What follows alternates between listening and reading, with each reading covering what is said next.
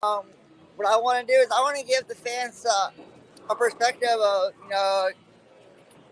give everybody, give everybody a tour of a Bayside Bowl so they know what to expect when they come here. Yeah, go ahead. Before we get Del Ballard after they're done practice or shit. It's called. So what I'll do is I'll let the viewers in on.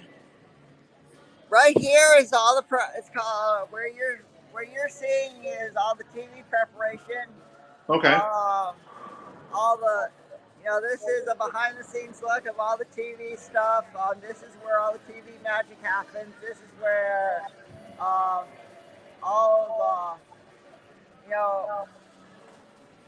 real magic TV action, all week on FS1. Mm-hmm. If we walk up here to the other side of the house, as you can see, we caught it maybe a little loud up here, but we have practice going on for the Anthony division of the PBA League. So I'll turn my camera around and let you viewers hear some of the action. Okay. So they're just finishing up practice. So can you tell the folks who's on the lanes right now? Hopefully it's not too loud for you guys. But if you're watching, it's going to be a crazy atmosphere up here all week at Bayside Bowl. So it's called. If you're a PBA Tour fan, this is one place you definitely need to come. Everybody here is nice. They treat you like family. If you've never been to a PBA Tour event in general, whether it's a regional event or national event, you should go because you never know who will be bowling a PBA Tour event. You could see like maybe Pete Weber, Walter Williams Jr., Brad Miller, Kyle Sherman, EJ Tackett. They do a lot of bowling all over the country. So, all the bowlers are really nice in person. They love to sign bowling balls, shirts, bowling pins. Hey, Adam, I was told that I had to come and find you. Really, Jay? Interview that we're doing later. Yeah, it's called. Charlie said I could use your phone, which I felt very appreciated that I could use your phone. Yeah, so it's hey, AJ, how you doing, bud? Good. How are you guys? Doing great. Thanks for coming on tonight. I was trying to get hold of you by your email, but I guess you're not like me, check my email 24/7, 365 days a year. For sure. Yeah. So take care of that guy, and after you guys are done. Oh, we always do. Yeah, we always do. Yeah, it's called actually, AJ and I share the first name, Adam. So it's like so it's called if you guys have any questions for AJ, I'll put them on and I'll let you guys talk to a member of the Vegas High Roller. So here's AJ. All right, cool. Hey AJ, how you doing, buddy? Good. How are you guys? Thanks for coming on. We had you on a couple of years ago. Okay. Yeah. So it was glad to have you back on. We haven't had you in a long time. So what's new? Not a whole lot. Just kind of enjoyed a little break from bowling from the tour at the beginning of the year. We had a lot of events from January through April, May-ish time, and then was able to enjoy some time off and go on a vacation, which hadn't been on an actual vacation with no bowling balls since I've been on tour. So that was a lot of fun. And then just got back bowling some little things here and there, still bowling league at home to get everything ready for the league. And then everything coming up in the summer. And then I've got Team USA stuff in August and hopefully in November when we have Worlds again. Yeah. I was hoping for you to win the title finally. You're getting close. Yeah. I know. You're getting there. Yeah. A lot of shows this year. I got real close. A couple hits here and there go my way. Then maybe we're having a different conversation. But I've after starting working with Mark Baker at the beginning of the year a little bit more seriously than I had before. We decided to have a fresh start. you know, this is the start of a, you know, like a new career almost. And, you know, to have the year that I did, I made, you know, 3 out of the 4 majors I bowled this year. I made the show, top 4 in the playoffs. You know, I finished in the top 8 or so, top 10 in you know, in earnings this year. I can't ask for a whole lot. You know, that's why we're professional athletes. We bowl, you know, to make money and make a living and enjoy and have a life that we can enjoy. And if I have, you know, short of winning one, if I have a few more years, like I did this year with the major shows and everything, you know, I'll be pretty happy with it. But, you know, trust me, there's still a little fire that just keeps it going, that makes me want to keep winning, because when everything's all said and done, I want to be known as one of the best to ever do this. Yeah. Yeah. Is there a guy still on the bowling tour? Mike Edwards. You remember Mike Edwards, Steve? He was the guy we were growing up. The same person like you, bowling so well, gets to the finals, lose by a couple pins, and then finally wins one. And then, like, it just goes domino. Everything comes forward for him. He wins and wins and wins. So we hope that you're not going to become Mike Edwards, you know? Yeah, absolutely. Yeah, I've been, you know, so many times I have conversations, you know, you not to really focus on just winning itself, because once it happens, everyone keeps telling me it's just going to be like a snowball. And so, you know, I hope that's the case. But until then, you know, we're gonna keep doing the things that I started doing this year, and keep working at it, keep finding different things to get better at. And then, but before, you know, we're gonna try and get a team win this week, because that would be pretty cool. Yeah, it's cool for Monicelli, your manager. You know, he's a legend in this game, and first international bowler to be inducted in the PBA Hall of Fame. And him and I grew up watching this guy on TV when we were kids, and we were just amazed by how he bowled during that time.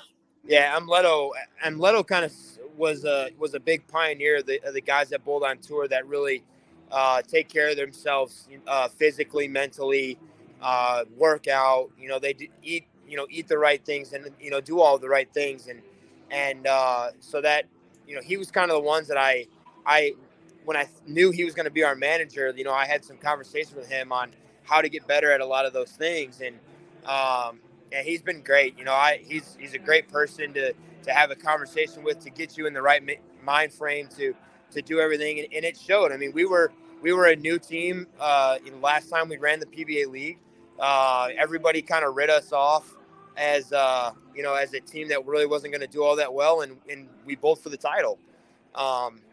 So, and I think that just goes to say, you know, a lot about our manager and Amleto, and then also how he's able to get all of us to work together, and really, for 1 week, take everything that we do individually and put it aside to be able to do things and work together as a team. Because a lot of the guys that we have on our team bowled in college or Team USA, and so we understand how to do all that and how to work like that, which I think is just as important, if not more important, than, you know, having a good team on paper.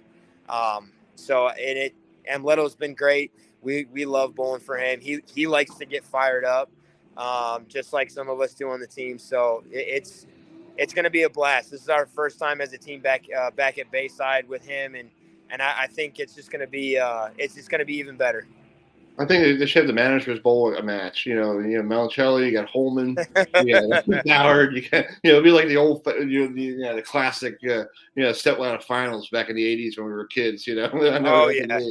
They should get all the managers to bowl and stuff, except for Norm. You got to keep Norm out because he's already bowling in this thing. Norm is a good friend of ours. We love having him on the program. That freaking guy, man, he is like literally timeless. Yeah, it's unbelievable. We had him on a couple months ago, and he was telling us stories about how he used to play match play with people and just took money from them and took this money and that money. I was like, I'm not bowling against you. Sorry, but I'll be broke by the time we get out of here. But always. The stories that he would tell when he was younger with Del Ballard, like they would go back and forth between each other's bowling centers, and they'd bowl matches for money when they were like 17, 18 years old. Wow, that's cool. Yeah. Well, I know you got to get ready for practice, but thanks for taking some time tonight, and we'll see you Thursday night, hopefully on Fox Sports 1.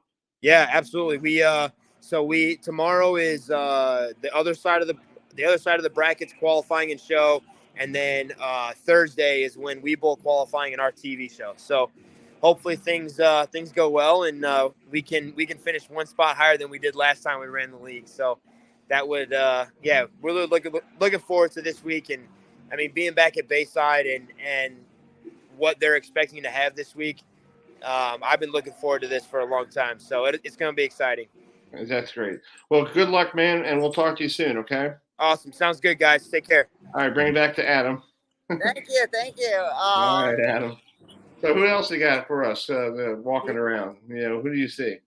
I tell you what, I will. Hey, Kyle. I don't think Kyle. Get our buddy Kyle on. All right. Hey, Kyle, want to say hi to Chris Heidel? Sure, yeah. I got it. Yep, I just got a phone call. So, Hey, boss. How you doing, man? I got a phone call, though. Okay, go make a phone call.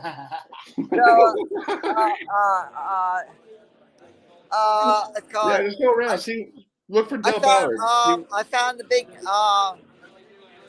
I will say this. Hopefully, all you viewers that have been watching tonight have enjoyed all the coverage from up here at Bayside Bowl, and let us know in the chat room what you think of the PBA League and how we've done tonight. It's our season 2 premiere. Next Tuesday night, I believe I'll be back to recap all the action from the PBA League. Let you viewers know, who won if you didn't watch. It's just an incredible atmosphere. Like you said, there's a poll on the Herb FM. Yeah, who's going to win the championship? Yeah. Yeah, so go vote. Who do you think will win? There's a lot of good teams, in each division. Me. Who's going to win? Other. Like the commissioner said, you've got, some of the best all around. Yeah, exactly. Hey, do you have anybody else that you can find? Is Wes Malott around? Yeah, actually, I found Del Ballard Jr. Yeah, so. Bring Del out. There you go. There I am. Hey, Del, how you doing? How you doing, Del? Good. How are you? Doing great. I'm glad you're doing really well. I heard you had some health issues. I'm glad you're doing fine. I'm doing good. Doing good. Steve and I grew up watching you a lot on TV on ABC, and it's great to have you on our program. Let's talk about being up there with the PBA League, and your wife's also a coach too for this league as well. Got a heart attack. Tell him, ask him how's it like being up in Bayside with his wife. All right. What's it like being up here for the PBA League at Bayside Bowl? Oh, I love it up here. I'm really upset that I missed the last 2 years because of my health issues. I'm very, very happy to be here now. I love it up here. Nice. Yeah. So talk about your team. What do you like about your team so far? Well, how do you go wrong with Anthony Stallions and EJ Taylor? I mean, they're the top 5 bowlers in the world. So, Richard Ray has won this tournament before. Kevin Williams won his first title. And Brad Miller was really, really good the last year and a half on tour. So I'm very confident with my guys. Well, one last question before I let you go. Are you going to be bowling this week? That's the question. Are you going to jump on the lanes and help out? I'm going to do everything I always can. No, you're not going to do it anymore because we grew up watching you as a kid. We were kids watching you on TV, and we're like, we love watching you on TV and all that stuff. We're like, maybe Del will be bringing out his bowling balls. Like, I'll show you young guys what's going on. Yeah. Show these whippersnappers how to play ball here. Yeah. So, well, Del, I'll let you go. I know you have a lot of stuff to do. Thank you so much for taking some time, and good luck, okay? Yeah, thanks, Del. That was Del Ballard Jr. Who, thanks, Adam. Yeah, that was Sure. Yeah. Sure. So where's Big Nasty? I got all right. It's called. You want the Big Nasty? Okay. It's called. We had the Big Nasty Wes Malott here. So Wes, you're on with Chris Heidel and Herb FM Sports Radio from Baltimore. Hey, buddy. How you doing? Hey, Wes. Good. How are you? Doing great. Thanks for taking care of Adam. Keep him straight for us up there. We don't have the big budget that we got trying to keep Yeah, we couldn't pay for him to go up there. He did it on his own. But thanks for taking some time on this evening. How was practice? Oh, practice actually was pretty good.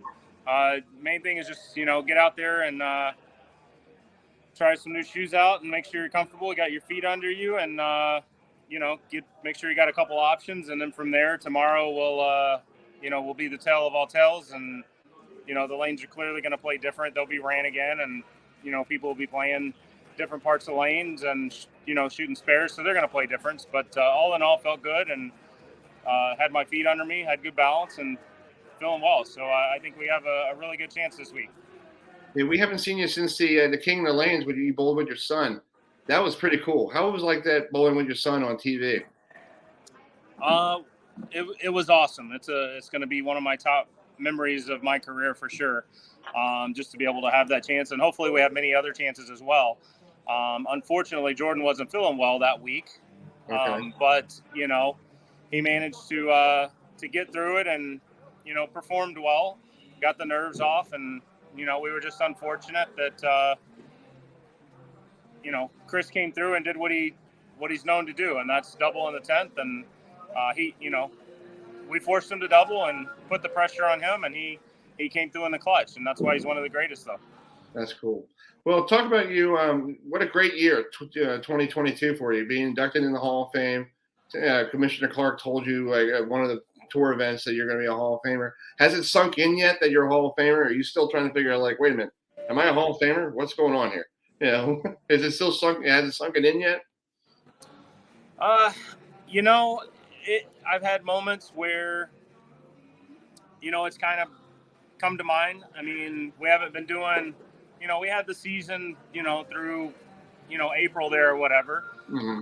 And then once it kind of died down and calmed down on my end, it's, there hasn't been a whole lot of moments where it would be brought up, but there have been a couple of moments. And in those moments, it sinks in a little bit. And, it was actually just a couple of days ago. I think I was sitting on the bed at home, and I don't know what in the world brought it to my attention or made me think about it, but it did. And I was like, I don't know that I really understand. I don't want to say understand. I clearly understand. I don't know that I really know how special that is. And it's just one of those moments of sinking in and really taking it all in because I'm still in the middle of my career. It's not like I'm retired or anything like that. And I know when that day comes, it'll really kick in. But to just to know that I'm associated with a lot of the legends that are, that have come and gone and are still out here and competing, and whether they be on the national tour, the senior tour, or retired, or have unfortunately left us.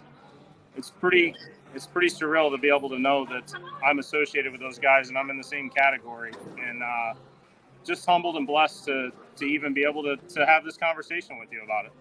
Yeah, I root for you all the time because I know you and I had a conversation a couple of years ago about stuff, and I forgot what we talked about, but it was like you told me some deep stuff about what you were going through, and I was like, wow, maybe that's something that would be in a pro. You gotta fight and go through that.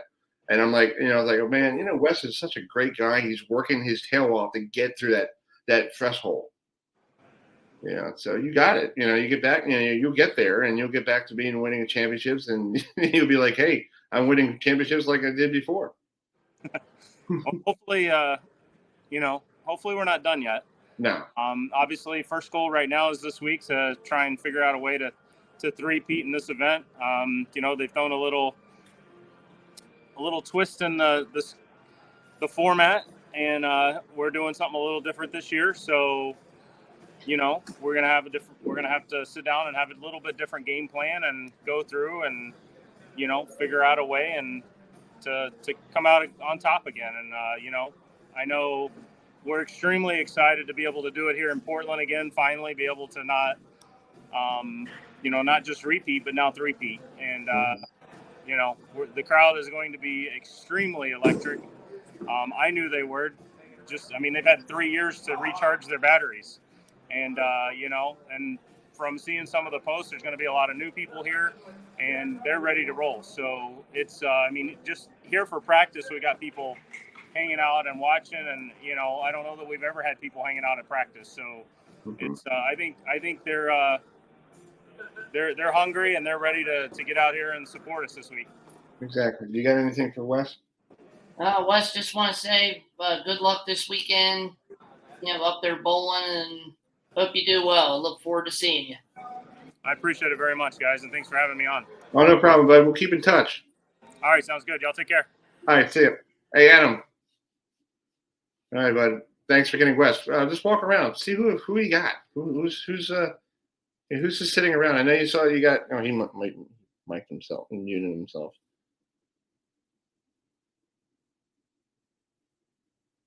He muted. He pulled a George. He pulled a George. So he was right to him. No sound.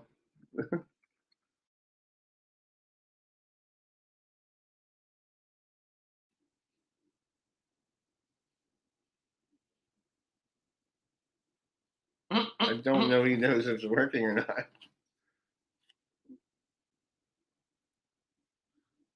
Come on, Adam. Adam, we can't hear you. All right. There we go. We're trying to give you a visual signal. Yeah, we're trying to use the ears. We're trying to say you're doing a George, All right, guys. I'll ask you, who wins the PBA League on Sunday? Well, we know a lot of players. We got Wes Malloy, who's in Portland. We got other good players we grew up watching, like Pete Weber in New York City. And I don't know. It's going to be probably what, you got somebody like behind curtain number 1? Well, let's go. Okay, I was like it's like I said the wrong answer. Somebody's going to be jumping you. Like, okay. I'm like, yeah. All right. No, I think it's going to be a great competitive week for everybody. It seems like everybody's equal. Oh yeah, it's called. It doesn't seem like anybody's like like you see in like a league or something, like a baseball league, like one team stinks and the other one's better. It seems like everybody's the same. Oh so yeah. It all depends on who's going to have the luck, and that's the name of the game. The luck is the name of the game. Oh yeah, it's called. I'll say it. All the bowlers are really happy to be up here again at Bayside Bowl. I think a lot of tickets have sold out, for a lot of the shows. So to let our viewers know, be sure to join Dave Ryan, Randy Peterson, and Kimberly Pressler starting tomorrow night at 8 p.m. on FS1, and they'll bring you all the action from right here at Bayside Bowl in Portland, Maine. That's true. We got 9 more minutes, bud. Do you have anybody walking around? Well, Hope you got a Pete Weber. Well, I could actually find a few people. It's called. I'm going to the loud part now, so. Okay. So I'll tell you what we'll do. Hope you guys can hear me okay. Yeah, we can hear you. You sound good. Okay. Sound loud and color. I'll tell you. Let's see here. Who can I find? Take a $20 bill out. So hopefully you guys can hear me okay. Yeah, we can hear you. It's sort of loud up here, so take another $20 himself. Yeah. What do you see? It's called hey Carolyn, want to come on with Chris Heidel from Herb FM Sports Radio? Right now? Yeah. Oh, I can't. Yeah, I'm going to run from Maine. Whenever you do it. Thank you. Carolyn Roland Ballard says hi. Hi. Tell her thank you very much for helping.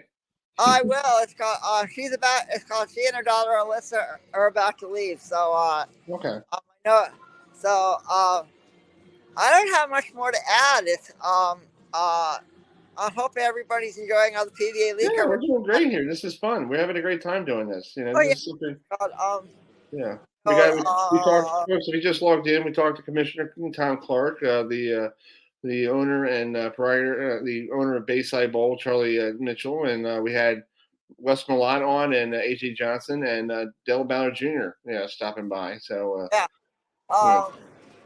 So let our view, like the Is Mr. Dave Ryan around? No, it's called. I don't think so.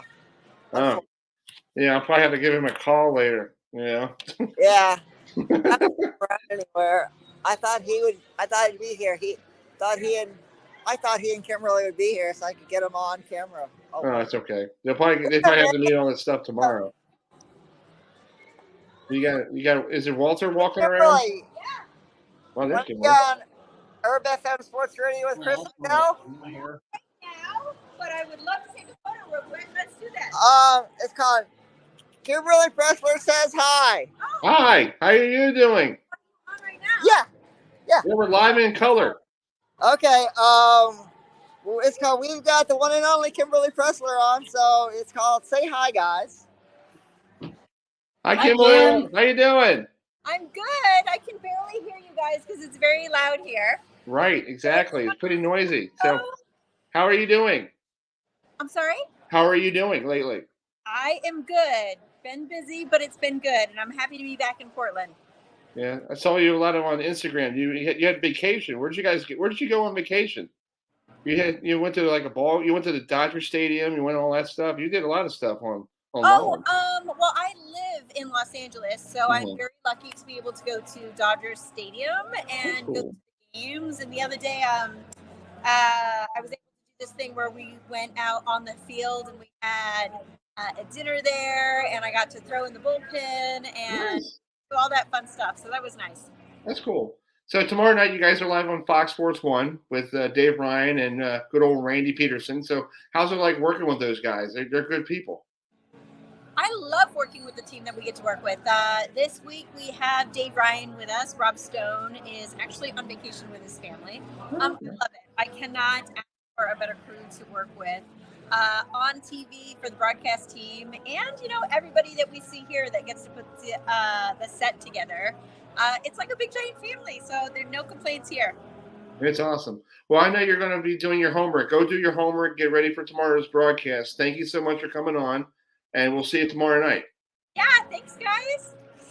See you later. All right. You okay there, buddy? You good? Yeah. It's called. Yeah, so that was the one and only Kimberly Pressler, former Miss USA from 1999, and avid Buffalo Bills fan. I was going to ask her about the Bills. Yeah, my Chiefs did a good job. Yeah. So it's called, we only have about a few minutes left before you guys have someone on from Virginia Tech. So, well, we got 4 minutes. We could do one more. Do you got somebody? Real close? Unfortunately, you guys, a year ago, you guys did a lot of stuff together. So, how cool is he? A cool guy off the mic? He's a great guy. He's just someone who's a salt of the earth, who's just always honest. He's upfront. What you get from him is what you see. And I respect that from him. It's like he's I always tell everybody we ever interviews or we always ask me about interviewing because I know a lot of people. That you're gonna get you're gonna get an honest interview or something that's really gonna be worthwhile because you're gonna be able to speak your mind without him giving you segues or things of that nature. So Dan's the type of person who just allows you to be able to be yourself, which I completely respect. Yeah, it's pretty cool. I know you from your playing days down here in Baltimore, with the Stallions, and my dad still loves the CFL. So my father was like, "Oh, this is cool." Yeah. You're aging me, man. You're aging me. I know. I have to because I'm getting old too. I'm like, wow, I'm that old. 1994. I'm like, geez. What a great city. I mean, I think that's the first time in Baltimore I ever had. When I went to Phillips, in Inner Harbor, and I had never had crab like that before in my life, and I was like, they just thrust this crab in front of me on the table, and I'm like, what am I supposed to do with that? And everyone just starts laughing. They're like, we got to crack it like this and do this. So I learned an entirely different way to eat seafood when I was down there that day. But it was definitely fun. What a great city. One of my favorite cities. It definitely is. Yeah. Hey, Dan, I'm coming up this weekend. Do you have any cool spots in Syracuse I can stop by? Because, my God, you're showing some pizza on your on Facebook today. I was at work going, oh, my God, I want some pizza. Yeah, some spots. Wildcat Sports. Rob and I have been talking. What's up, Drum? What's up, kid? What's going on? Didn't I just talk to you earlier, dude? Yeah, we always say what's up. We talked about 2 hours ago. But I would say, Rob knows all these places because we've been to them together. But Wildcat Sports Pub's really good, man. Avicoli's is good. Yeah. Pizza Man is good. If you want pizza, you're coming to New York, and that downstate, whatever. I mean, upstate holds its own. So we got good water up here. We got some good pizza. We got good water. That's good. Good to hear that.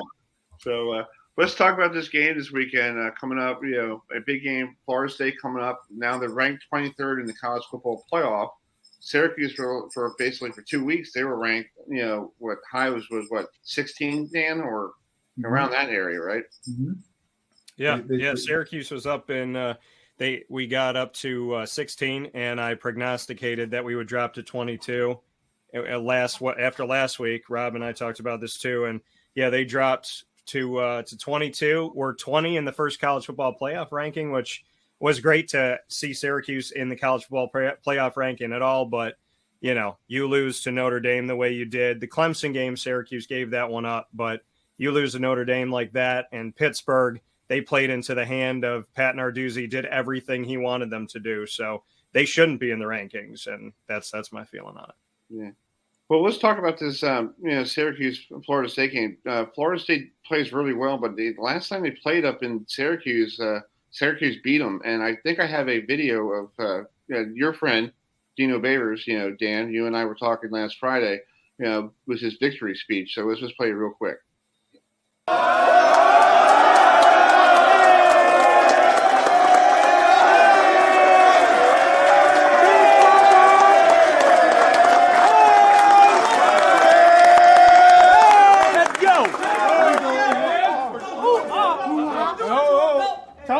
Talk to him now. Go ahead, Coach. Listen, okay? Knowledge is power. Moderation. Yep. Okay, moderation. Okay? Take care of your bodies. Get in the training room. We got work to do tomorrow. Enjoy yourselves. Okay? And then you toilet flush it. Because we got to line up and we got to play again. There's a lot of people. That were outstanding out here. Okay? Outstanding out there. How about the defense? Give them a hand.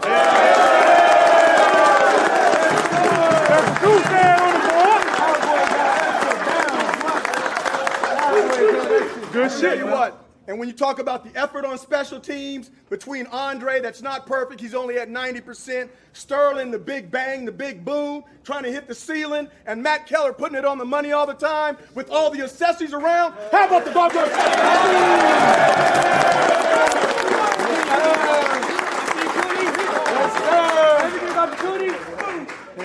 Motivation and stimulation, big guys. Motivation and stimulation. Special hand. How about the doggone D-line? How about that? So anyway, but Dan, and Robert, talk about Dino Babers. You guys have been up there a lot. You've been around the program. What was he talking about? I think just talking about everybody. Flush Sterling. Toilet flush it is the line of the week. Honestly, as a former player who's been in hundreds, if not thousands, of after-game speeches, whether it be a victory or a loss, it's just like you're only as good as your last game, and all that means nothing if you don't have consistency. I mean, I've been on teams before. The year before we went undefeated in Syracuse in 1987, we went 11-0.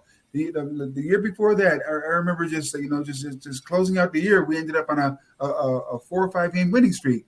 And I remember all Coach Mack was ever talked about was just getting better each week. He never sat there and stressed about whether the special teams was doing good, whether the offense was doing good, whether the defense was doing good. All Coach Mack ever sat there and really stressed about was just getting better each week, not just as a player, but as a team. I like Dino Babers as a person, but it's just as an outsider, a former player there looking in, I can't tell you what's going on in that locker room, so I can't help those young men with getting better. And what do I know about getting better at Syracuse? All I know is I was on an undefeated team. The next year we were ranked we went 10-2. We were ranked nationally in the country also. Then to get drafted in the NFL, then to spend a 15-year career, playing professional football. So I know a little bit about football in that aspect, and he's trying, and I like him as a person, but it just seems like we're outsiders looking in, and we can't help this young crew. So to me, it just seems like our hands are tied. We've tried for years and years and years and years. What is this, year 7 now? And it just seems like we're on the outside looking in. And at some point, as a man, as a former player, as someone who lives, breathes, loves Syracuse, born and raised here, my heart and soul, I bleed orange. I just feel like I'm on the outside looking in, and I'm tired of fighting to try and be that person that helped them out when it doesn't seem like they want us to. What's your take on that, Dan? Go ahead. I want to thank cheese, pretzels, beer, cement blocks. No. But, no, my feeling on it is Rob and I have talked about this for a long time. Years. A decade. And because it didn't start with Dino, the irony is, so Greg Robinson didn't open the doors to the alumni. Then Doug Marone, the irony that I was getting to, a former player and was on Rob's team, was a vet when Rob was coming in. He didn't let the players in. Shafe, there was some connection to the community, and the high school coaches will tell you that, but there wasn't a welcoming there, and definitely not with Dino. So, I mean, if you have a recipe for non-success, it would be to not recruit locally, to disband yourself from the community, to lock yourself on the hill, and to not talk to your alumni. So, how do you raise money when I have alumni telling me that they have checks written to Syracuse and all they want is a phone call from Dino Babers and they don't get one? So they're not cashing the checks. So, Rob and I have had this conversation for a very, very long time, and it breaks my heart because Rob is one of many throughout the decades of Syracuse history that have been on my show. And during COVID especially, we talked about it. They said, we don't feel like we have a voice. On your show, we do. We come to you. And I was actually told by somebody, they said, why don't you get everybody together and do something about this? And I said, what do you think I'm doing? So, as long as I'm alive, I will do everything I can to get people like Rob Drummond back on that hill where they're supposed to be. He is on the Mount Rushmore of running backs, in my opinion. I know 44 is what they say it is, and I'm not going to fight that. But if you look in history and you look at the top 3 yards per carry in the history of Syracuse, Rob is 3rd all time. If you look at running backs that have had at least 300 carries, Rob is 2nd all time in Syracuse history behind only Ernie Davis.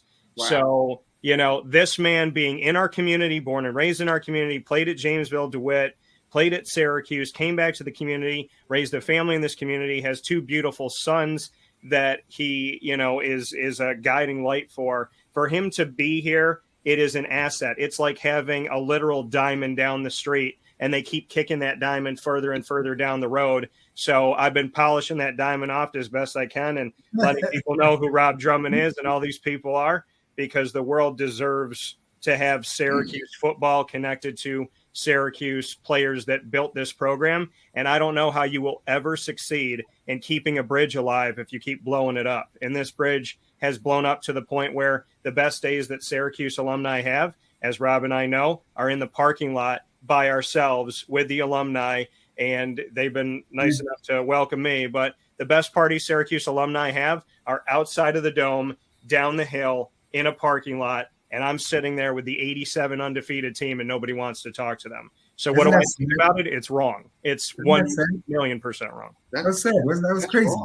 That's terrible. George, I have no idea. I'll see that at different programs. Like Florida State, they welcome their alumni. I think they have meetings with Mike Norvell knew Chad Mavety. Chad Mavety was recruited by Scott Schaefer, and he wanted to come to Syracuse because of Scott. But ultimately, a better program, Florida State, came along, right? Mm-hmm. So Chad Mavety is an offensive lineman, and now he's coaching down in Florida.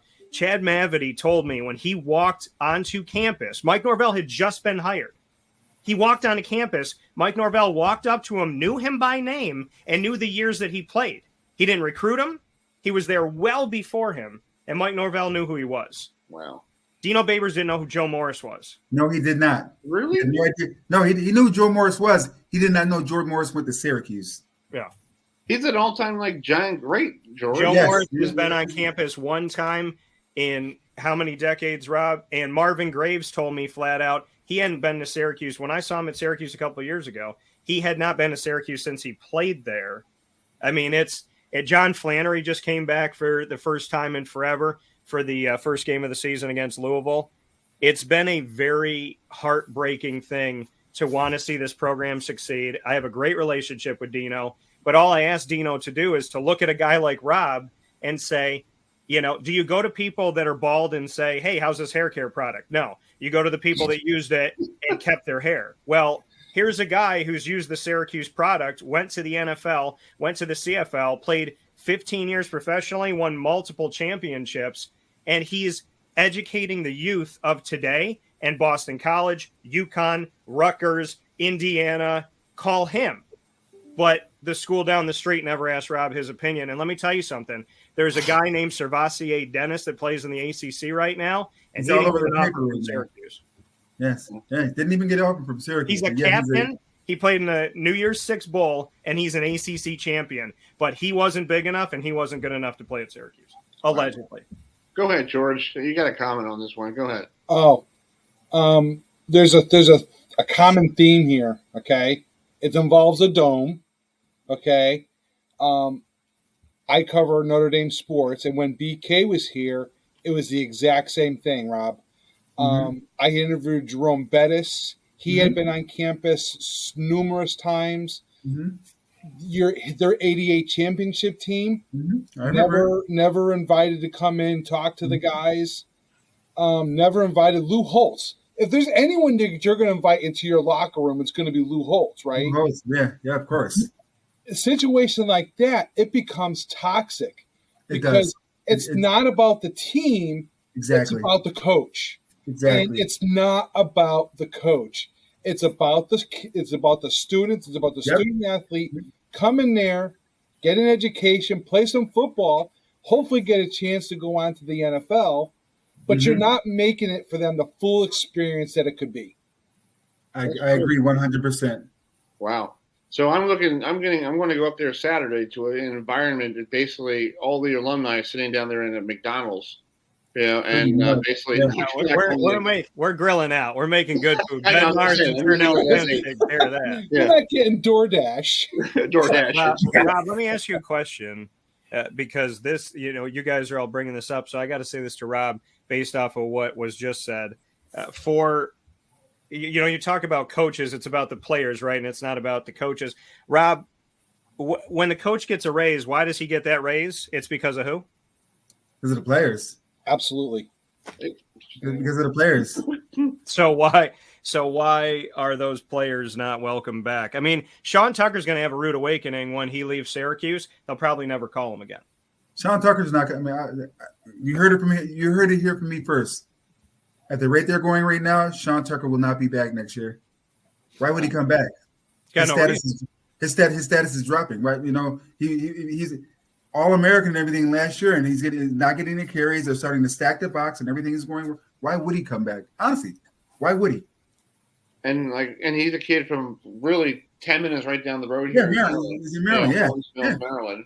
Who I was talking to you, Dan, the other day about why in the world you're talking about Syracuse keeping all the homegrown talent and keeping everybody in the area and all that stuff. Here in the state of Maryland, you have Sean Tucker, who is basically from Owings Mills, Maryland. You have people from a couple of players on Florida State. You got tons of people on Penn State and other teams, and Maryland can't keep them in the state of Maryland and build a program because of what reason? Because it's Maryland. Who cares? Yeah, you're playing in the Big Ten. Big deal. Yeah, and I think what Locksley's doing is pretty good keeping, you know, he has a kid from Edgewood, Maryland, where I'm from Harford County. So it's like 20 minutes from my parents' house. And it's not a great place to be, but a kid from Edgewood, Maryland, and I had one of my friends going, man, he's tearing it up. I was like, yeah, he's a freshman running back, but, you know, is he going to stay at Maryland? Hopefully.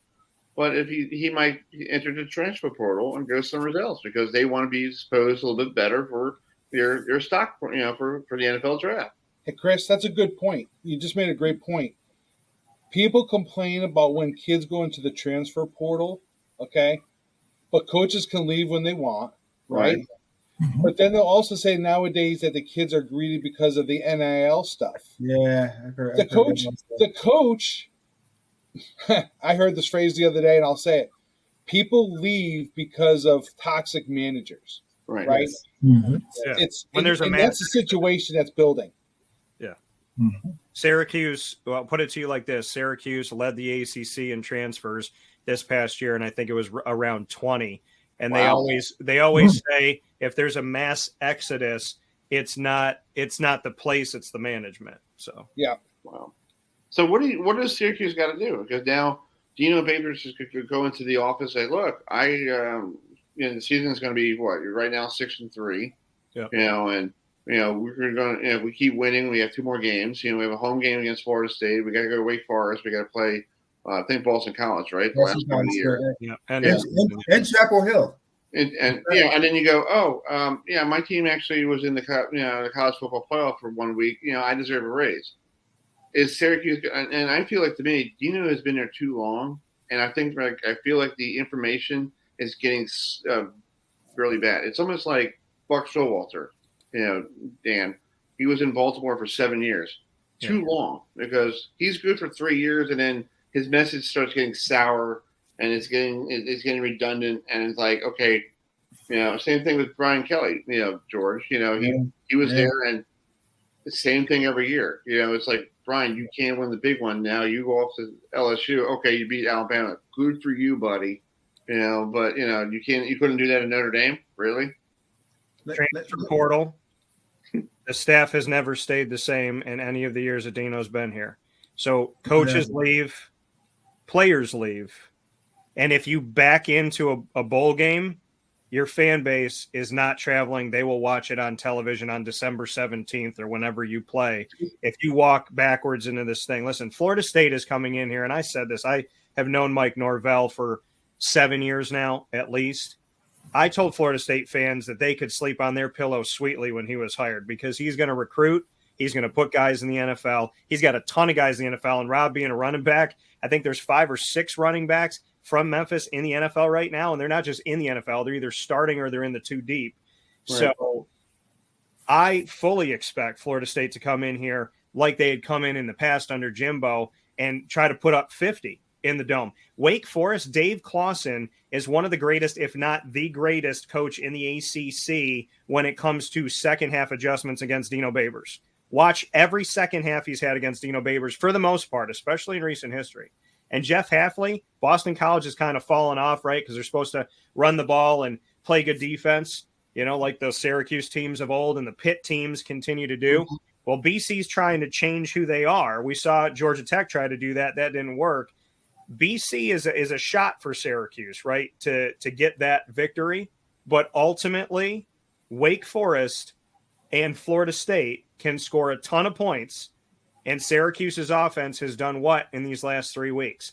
The defense has given them a million opportunities, and in the game against Pittsburgh, Syracuse had 8 drives end in 3 and outs. And in the fourth quarter, their defense forced 3 straight 3 and outs, and Syracuse came away with 3 total points. Wow. You want to know the formula for beating Syracuse, to beat that 3-3-5 defense? Run the ball between the tackles down their throat. That's how you beat that. We can do that, right, Chris? Trey Benson. Yep. Notre Dame did it. Clemson did it. Pittsburgh did it. Run the ball down their throat between the tackles. They have no answer. And stack the box so Sean Tucker can't get up and running. So it's going to be a long night for people in Syracuse, and it's going to be a very long night. Florida State has 3 backs that have 6 yards of carry this season. Yeah, I know, and that's scary. Travis is the 4th one, and Travis is the other guy. Let me ask you all a question. Yeah, Syracuse goes 6-6. Do they keep Babers? No. I think it's time to go. I think he's been there too long. It's time to change the environment, and because you guys need a new environment up there. It's like, another question. Does Wildcat pull that trigger? Well, that's something. Wildcat said at the beginning of the season the same he said think about this. Think about if you're Dino Babers, how good you feel, right? At the beginning of last season, he said, Dino's not on the hot seat. Like, no matter what happens, it was fine. What do you say at the beginning of this year? Dino's not on the hot seat. So if you know you don't have to win to keep your job, he got a raise when he was 1-10. He got a raise when he was 5-7. Like if you know going into the season, no matter what you do, you're good. If 1-10 is good enough and 5-7 is good enough, then going to a bowl game is good enough. So Rob asked you a question that has a lot of logical sense, and y'all answered the way I thought you would. The reality, me also. John Wildeck doesn't sound like he's fitting to do anything right now. No, he's going to go play golf. We experienced that here in Notre Dame. We experienced that here in Notre Dame, and listening to the fans. Notre Dame wasn't 1-10, 5-7, and then maybe possibly 6-6. Kelly, Kelly had a one bad season, but they just kept giving him more chances, and then he walked away. You got upset. But you need to be able to bring the student athlete in. If they don't see that it's going to be an environment they want to be in, they're going to go elsewhere. And also bring the history back so you can show the kids, the players here about the great history of Syracuse football, because you guys have great history. You have people don't realize you can't get to today, Chris, without the past. Right. We need the past to make today. Right. Tim Green was invited back to Syracuse and honored, and now that he has ALS. Rob, how many times was Tim Green invited back before he got sick? He wasn't. He never was. Rob Conrad just donated a ton of money to the new running back room, bought Jim Brown's helmet, and donated Jim Brown's helmet and his helmet at the beginning of and end of 44. And they didn't even let him speak at halftime at the game. He donated the money right before, too. What? Well, that's crazy. I would have been like, don't cash that check. It's going to bounce. I would have put a hold on it. Yeah, put a hold on it. Yeah, I agree. I was going to text Rob and be like, wait a minute. But yeah. Well, what's Adam has a question before we. Now, Rob, you were on that undefeated team in '87. So, what was it like to play in the Big East Conference when you guys were known as the Orange Men? Yeah. Why did they change the name from the Orange to the Orange Men to the Orange? And I answered that question. Actually, I wasn't in the Big East Conference. It hadn't started yet. It was just the Big East Conference for basketball. Yep. Believe it or not, we were independents. Okay. So we had no conference back then. They didn't become the Orange. I mean, the Big East Conference until years after I left. And you're correct. We were known as the Orange Men. But playing independent, we played teams like like we played Army. Rutgers wasn't in the conference at the time. We played Rutgers, Boston College, we were just Eastern Independents. Boston College, Pittsburgh, Penn State. We played Maryland. I never played against Miami. Believe it or not. Wow. We played Virginia Tech. Was one of our big rivals back then. But it was football back then. We had a lot of respect because we were a hard-nosed, hardcore team that just went out there week in and week out and just pushed the limits of seeing how we could better ourselves. And the thing about back then was that we recruited New York State real hard. We recruited Connecticut real hard. We recruited New Jersey, Pennsylvania real hard. Every once in a while, we would get some kids from Florida. We would get Dr. I could say now Jeff Mangrum, who's a professor at Syracuse right now, who was a defensive back on our team. From Brunswick, Georgia, who was one heck of a player. Marcus Paul was from Kissimmee, Osceola, Florida. So we would get these great guys from different places, and they would fit into this microorganism, of players that we had to just create a great environment that we went out there and win. Whereas now, name me a player from the city of Syracuse that's on a university team right now that's playing football that we can represent the city of Syracuse right now. You can't. You can't. There are none.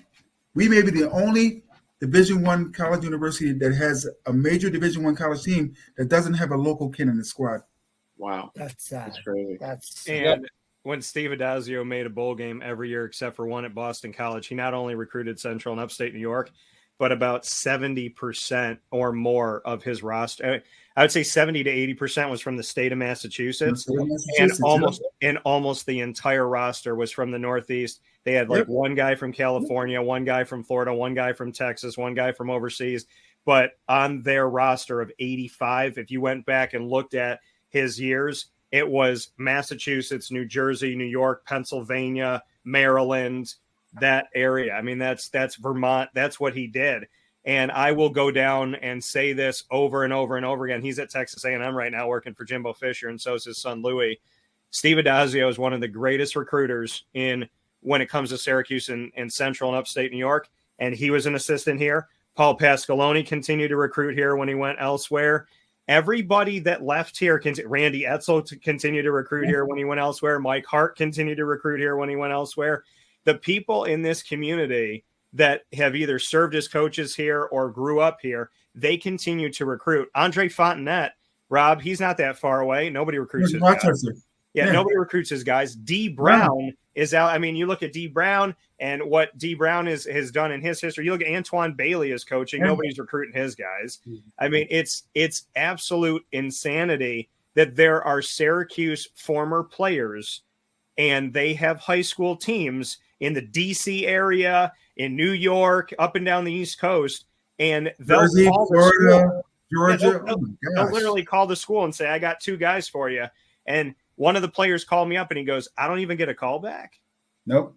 I don't even get a Kadri Ishmael, the missile. His son was in the transfer portal. He didn't get a call back. Yeah. Sad. Wow. So why do you think Marvin Harrison's son didn't even consider Syracuse?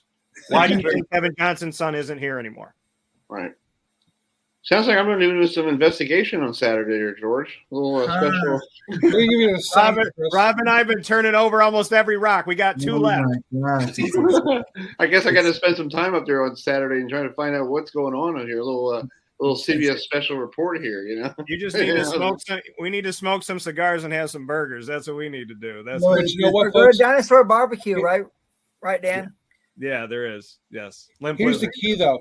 The athletic director plays a big part in this. Yeah, that's the guy. That's the guy that signs the check. Okay, that's the guy that gives the contract. I agree. The athletic director's got to take the responsibility for this. And when I'm not going to play a pun here, but when you peel the orange back, right? You peel the layer of the skin back, you get to where the problem really is. Babers is part of it, but it goes back to the athletic director. He's allowing it to continue. Exactly. I did your investigative work for you, Chris. Thank you there, George. Drum, I'm just laughing because I've known Drum so long, he can read my face and I can read his face, and we just said a lot while you guys are talking. Well, speaking of, we're going to talk. I'm going to be on Dan's show tomorrow morning. We're going to talk more about this situation, you know, up there, and talk more about Florida State and Syracuse. So it's going to be good. 10:30 tomorrow morning, and you know, and it's going to be fun. So Robert and Dan, thanks for coming on, and I can't wait to see you guys this weekend up there in Syracuse, and hopefully, you show me what's going on up there, because it sounds like it's. I'll be here. It may not be all smiles, but I'll be. I mean, I'm born and raised in Syracuse. I bleed orange. I mean, regardless whatever happens, I love my team, but I just see some things going wrong. And when you're an outsider, when you're a part of something that built the culture up there, it's like Dan said.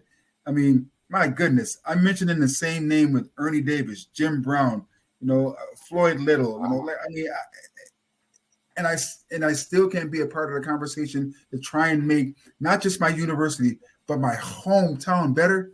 That hurts. Wow, that hurts a lot, and that's what makes me. I won't turn my back, but I'm to the point where I'm like, I've had enough. You're the better person. You're a better person for it.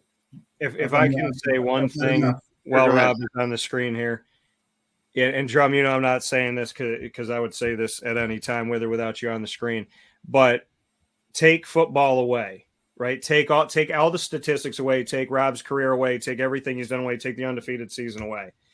The way that this gentleman treats people in our community, oh my God, the way that he raises the kids, the way that he's dad and uncle and big brother to all these people, the amount of training he does, the rap system that he created that can help you understand where you stand in your sport against people all over the country. The work that this man does, the brain that he has, the love that he has, the heart that he has, the determination and dedication that he has. That's an understatement. He is one of the biggest assets that you can have. And there is no better person to have in your corner, I would go with him to the White House, and I would go with him into the world of The Walking Dead. So